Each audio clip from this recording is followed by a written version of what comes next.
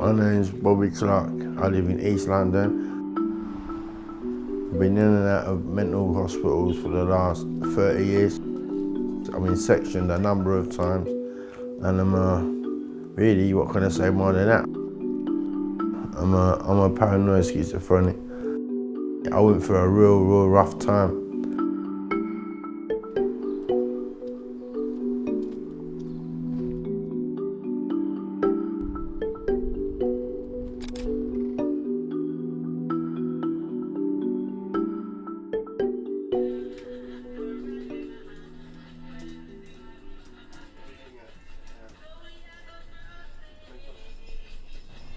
The problem that we've found is that black people and minority ethnic people are more likely to be detained under the Mental Health Act, are more likely to be diagnosed with schizophrenia or schizoaffective disorder, and usually over-medicated higher doses and for longer periods. My name is Doreen Joseph. I'm working as a peer researcher at Oxford on the PACT project.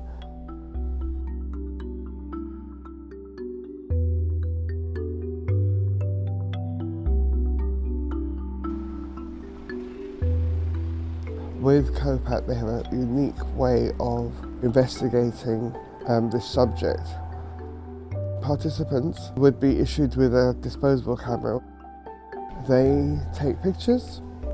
The pictures that they take express what the experience of being detained has been like, what it means to them, how it affects their life, and also what they would like to see changed as well. This is the local shop where everybody goes. We get Sainsbury's and that's that. This is the local shop, yeah? Oh no, the shop we love, community shop, yeah? I took some pictures of the moon, the sun.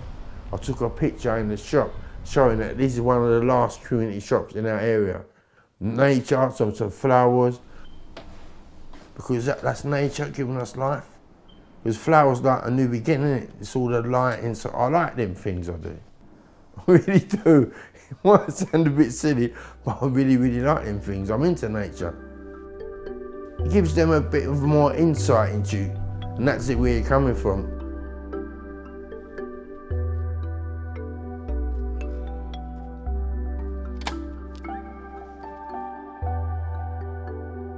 The Mental Health Act means that people can get detained in hospital when their mental health becomes really bad. And we know that this piece of legislation impacts people from marginalised communities and from ethnic minorities in a different way. And that's something that we want to better understand and improve. We know these people have a much poorer experience, poorer outcomes, and are subject to a lot more coercive care. So Photo Voice essentially entails getting people to take photographs that represent their experiences and then getting them to provide captions to sit alongside and provide context to these. And this is a very different way of capturing experiences compared to traditional research methods such as questionnaires or interviews. This data will then inform a series of co-design meetings. And at these workshops, we'll get people from across the system. So that will include psychiatrists, chief execs of NHS trusts, paramedics, social workers, but also service users and carers, and people from voluntary and community organisations to come together and review the evidence locally about what the challenges are with regards to the Mental Health Act and ethnic inequalities, to get entangled with the images and really understand what it's like for these people. We wanted to feel like we were doing research with the people who this problem impacts. From the outset, we had people like Doreen Joseph be a part of the core project research team.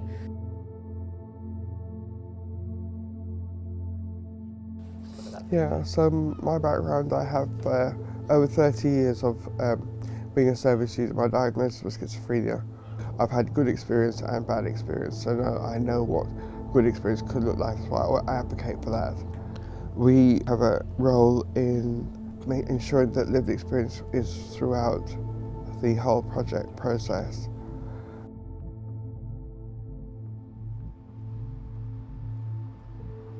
In research, we often think about hard to reach or underserved populations, and you kind of end up in this perpetual cycle that we don't know enough about these people, but they never take part in research. But we don't know why they never take part in research, because they never take part in research.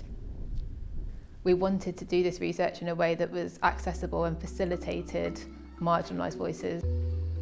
There's a lot of work that has to be done to shift people's thinking, even down to kind of the language and approaches that you use when trying to recruit a population that's never been asked to take part in research before. Whether it's technologically accessible, culturally accessible, or even pragmatic things like having workshops online in the evenings and on weekends if we've needed to, providing opportunities that facilitate people to take part rather than provide obstacles for them. We hope that in doing things the way that we have, in having such authentic stories in such a visual and creative way, that we'll be able to actually motivate change in these systems.